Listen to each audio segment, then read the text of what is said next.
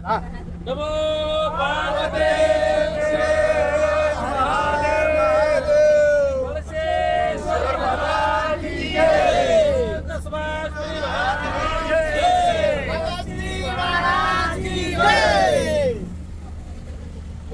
छत्रपती शिवाजी महाराज की जय। नमस्कार मंडळी, आपल्या सर्वांचं मी मनापासून सहर्ष स्वागत करतो। आणि सर्व अकोल्यातील भक्त परिवारातील मंडळी सगळे चालले देवदर्शनाला आणि आपल्या सर्वांच्या शुभेच्छा, महामुनी अगस्त्य ऋषींच्या शुभेच्छा, त्याचबरोबर परमपूज्य कशिश्वर महाराजांच्या शुभेच्छा, त्याचबरोबर सुभाषपुरी महाराजांच्या कृपेने आपण सर्वजण निघालो टूरसाठी। आणि टूरसाठी जात असताना ही सर्व मंडळी आपल्या सोबत आहे। खरं तर काळ आल्यानंतरच सगळ्यांना जाण्यासाठी आपल्याला सगळ्यांना वेळ मिळत असतो। आपल्याबरोबर संघ आहेत एक ज्येष्ठ पत्रकार भाऊसाहेबजी वागचौरे। इथून सुरुवात करूया। कुठे कुठे चाललोय आपण? योगी केशव बाबा चौधरी यांच्या मार्गदर्शनाखाली गेली 30 वर्षापासून वैष्णोदेवी माता यात्रा सुरू असते। या वर्षी ही यात्रा दक्षिण भारतामध्ये जाणार आहे। यामध्ये दक्षिण भारतातील 2 ज्योतिर्लिंग आणि 2 धाम या ठिकाणी या यात्रेमध्ये होणार आहे। प्रथमतः अकोल्यावरून या यात्रेला सुरुवात झाली असून यानंतर पुणे रेल्वे स्टेशनवरून त्रिवेंद्रमच्या दिशेने या ठिकाणी सगळे भाविक जाणार आहे। यामध्ये त्रिवेंद्रममध्ये श्री पद्मनाभम या देवतेचं दर्शन या ठिकाणी होणार आहे।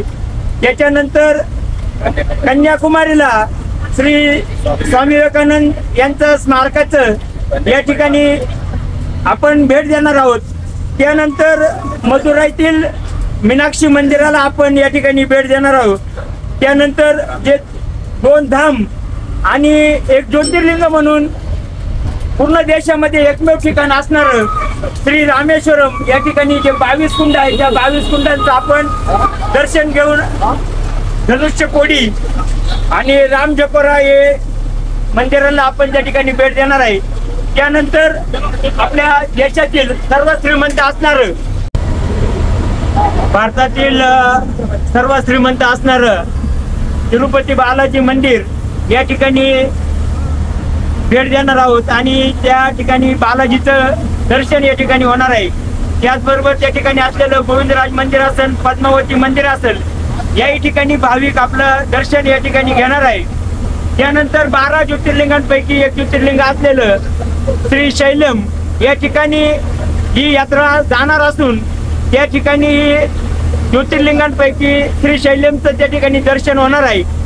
त्यानंतर 2 धाम असणार 4थं धाम जगन्नाथपुरी या ठिकाणी सुद्धा हे भाविक यात्रा घेऊन जाणार आहे। त्या ठिकाणी कोणार्क सूर्य मंदिर असेल, समुद्र असेल, जगन्नाथाचं मंदिर असेल, याचं दर्शन या ठिकाणी हे भाविक घेऊन साक्षी गोपाल मंदिरात सुद्धा हे भेट देणार आहे। त्यानंतर भुवनेश्वरला लिंगराज मंदिरामध्ये हे भाविक दर्शन घेणार आहे। जवळजवळ 30 वर्षापासून योगी केशव बाबा चौधरी यांच्या मार्गदर्शनाखाली ही तीर्थयात्रा या ठिकाणी सुरू असून यातील जवळजवळ सर्व भाविकांचे 10 ज्योतिर्लिंग आणि 2 धाम पूर्ण झालेले आहे। माझे सुद्धा 10 ज्योतिर्लिंग आणि 2 धाम पूर्ण झाले।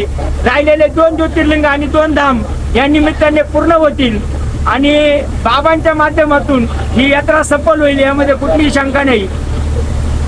या ठिकाणी अगस्त्य महाराजांचे पावनभूमी अकोले येथून सायंकाळी 5 वाजता या ठिकाणून प्रस्थान केलेलं आहे।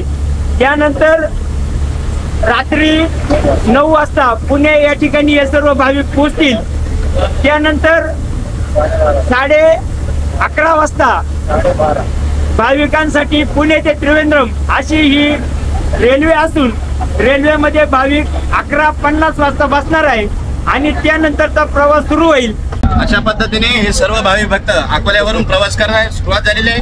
अहिल्यानगर जिल्ह्यातून अकोला आणि संगमेचे सगळे भाविक भक्त आहे। परमपूज्य योगी केशव बाबा यांच्या मार्गदर्शनाखाली खरं तर दरवर्षी या सर्व भाविक भक्तांना योग मिळत असतो। त्यांच्या निमित्ताने कुठेतरी सर्व भाविक भक्तांचं 4 धाम होत असतं। कधी पण 1-2 किंवा संपूर्ण कुटुंब जाऊ शकतं, परंतु फॅमिलीमध्ये आणि संपूर्ण जवळपास 95 ते 98 कुटुंब म्हणजे जवळपास सगळे भाविक भक्त या ठिकाणी प्रवास करताय। नक्कीच सर्वांचा प्रवास सुखमय आणि आनंदाचा हो. आता नाशिक आणि पुणे हायवेवरून गाडी जाते. संध्याकाळी 11:30च्या दरम्यान रेल्वे स्थानकावरून प्रवास सुरू होणार आहे. आजचा पहिला दिवस आहे. सर्व पुढे आम्ही तुमच्यापर्यंत पोहोचवतोय. सर्व परिवाराने काही काळजी करायचं काही काम नाही आहे. सगळं एकच परिवार आहे. कोणीही काही घरी जे लोक आहेत त्यांनी कोणीही काळजी करण्याचं काही काम नाही. फक्त वेळेवर आपलं दुधाचं काम असेल, धुण्याचं काम असेल, हे सर्व तुम्ही घरच्यांनी व्यवस्थित पद्धतीने पार पाडायचं आहे. जरी जावा इकडे आले असतील, वेळी आले असतील तरी काय हरकत नाही. पोरीनं जावाईनी सगळं व्यवस्थित घरी व्यवस्थित पाहायचंय आणि म्हणूनच आमचा सगळ्यांचा प्रवास हा सुखमय होणार आहे. नक्कीच पुन्हा एकदा योगी केशव बाबांच्या कृपेने हे सर्व भाविक भक्त हे आज प्रवासाला सुरुवात झालेली. आज पहिला दिवस आहे. सर्व पुढेच आम्ही प्रत्येक दिवसाने आम्ही तुमच्यापर्यंत देण्याचा प्रयत्न करतोय.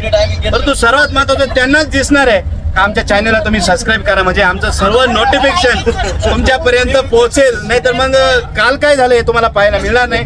म्हणून नोटिफिकेशन पडलं तर समजून घ्यायचं आज गाडी कुठे आहे तुम्हाला पाहायला मिळेल. आमचा राजयोग न्यूज चॅनलला तुम्ही सबस्क्राईब करा, लाईक करा आणि शेअर करा. धन्यवाद.